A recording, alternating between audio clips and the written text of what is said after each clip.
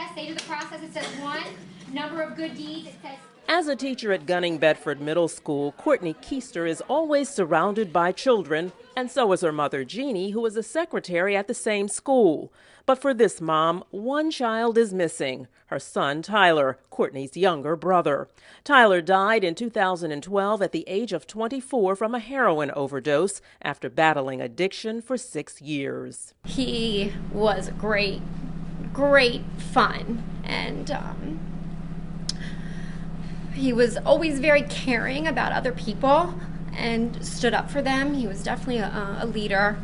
It is a heartbreaking time for this mother and daughter, yet both, with the help of their remaining family, who are all educators, decided to turn a tragedy into a teachable movement by starting a now statewide organization called Attack Addiction.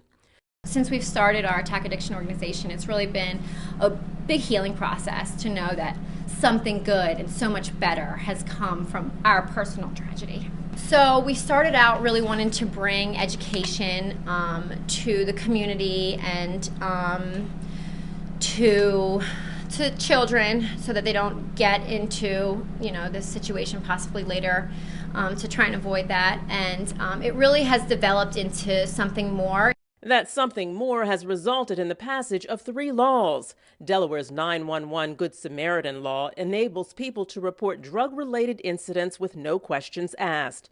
2 other laws are linked to Narcan, an antidote that instantly reverses overdoses from opiates such as heroin, Oxycontin, and codeine. One of the things that we think is important is to have Narcan in all the schools' nurses' offices.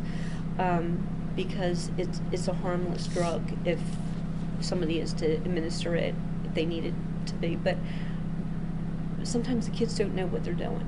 And sometimes the kids make decisions that they don't really mean to make, and I think we just need to protect the children. You can't help them if they're not alive. This annual 5K run walk through the streets of Old Newcastle has turned into a fundraiser and awareness event. Students from William Penn volunteered to help, while Gunning Bedford had a team in Tyler's memory. So did 72 other teams this year that were formed in the memory of those who are either recovering from or died because of the disease of addiction. I was so overwhelmed that day. It was on his birthday that year, and my heart was full because I just felt like all these people are celebrating his birthday and that we're honoring him and we're making really good things come out of this tragedy. Courtney plans to continue teaching, but she wants to be a part of efforts to open a sober high school in Delaware for students battling addiction. She says addicted teens in the Diamond State usually go to Pennsylvania and Florida to continue their education at sober high schools there. They have smaller classroom settings, they might have meetings during the day, 12-step meetings, counseling, and everybody has this goal of keeping sober, because there are people who are in high school and already suffering from addiction and needing middle school. Yeah, and middle school as well, and needing certain resources.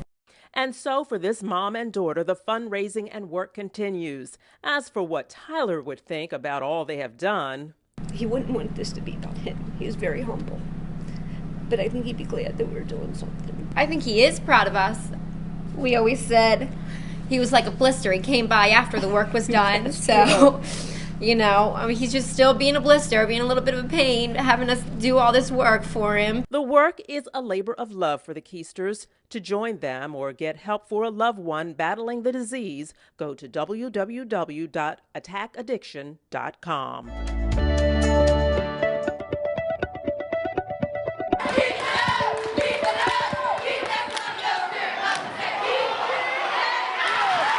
Heart-pounding. That's the only way to describe William Penn's basketball season. For the boys, it was intense, nonstop action as they made it to the second round of the playoffs. Ditto for the girls. They too hit the court with a mission and made history for Penn by making it to the tournament. Their secret weapon? Just having heart and never giving up. That winning attitude worked for the boys, too, who were especially hyped after watching the boys' football team go all the way by winning the state championship. Steve Christensen coached the team for the first time.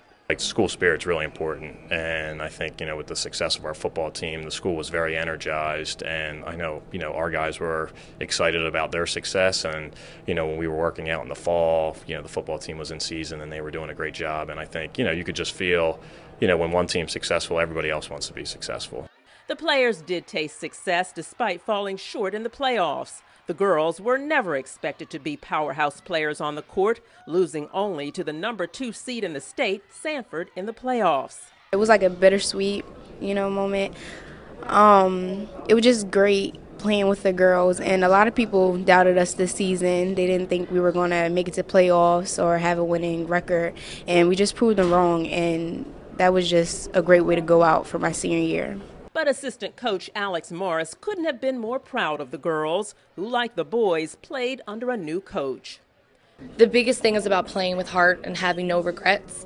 We, in the beginning of the season, gave them this analogy of the mirror test. At the end of every game, when you go home and you're looking yourself in the mirror, make sure that you don't have any regrets about the game, things that you could have done better, ways that you could have played harder, and to play with passion the whole time. They did that. They did that all the way up until the end. And there was also no shortage of passion on the boys' team. Miles Dowling will forever remember his personal best, 17 points on the board in one game. It was really special. It was really fun, too.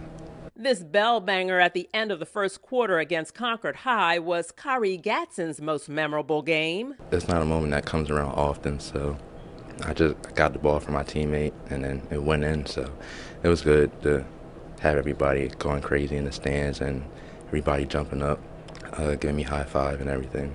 Our philosophy is pretty simple. I mean, we're looking for the kids to be good citizens around the school. We want them to do well academically. We want them to focus on being good teammates, and then obviously want them to buy into a team concept. That team concept philosophy worked for both the boys and the girls. So did support from Colonial fans. The atmosphere was great around school. The brotherhood that we built this year was amazing. Last year it was some people had their own groups on the team, but this year everybody came together as a family. This is one big family. No matter where you come from, we all basically work it out through sports. Colonial Nation, it's not like just students, it's like a whole big family. And families, Colonial Nation, can count on one thing next season when the boys' basketball team and the girls' basketball team hit the court. We're coming. We come to the playoffs again, even further than we did this year. Are you so excited? Yeah! Who's going to eat this stuff? Me! It was a chilly spring day, but not too chilly for students at Carey Downey Elementary School to line up around the garden beds with trowels in hand. This is one of 4 gardens at schools in the Colonial School District. We planted lettuce and peas. Was it fun? Yes. The children do have fun, even though it takes just minutes for them to plant their seeds. The best part is they don't even realize they're learning. But through classroom instruction and this hands-on experience, the students are being taught about plant growth, healthy living, and eating. I like about when they pick the food up and then we eat them. What do you eat? We eat peas and lettuce. It's definitely farm to table. It's a learning experience. They get their hands a little bit dirty, which is always good for the younger guys, and it's invaluable, really.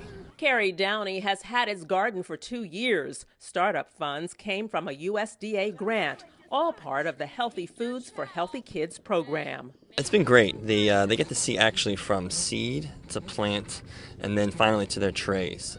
So not only do they see the progress of how food really becomes something that we eat, but it promotes our healthy living that we talk about quite a bit here at Carey Downey. Staff from Colonial's Nutrition Services Department will prepare roasted turnips, salads, and more for the students come harvest time. For many, it's the first time tasting such healthy dishes, and for many, the reaction is the same. We love vegetables! That's it for this edition of Keeping Up with Colonial. Who knows, next time, maybe the children will be eating their veggies right here at the Carey Downey Elementary School. I'm Lauren Wilson, your Public Information Officer for the Colonial School District.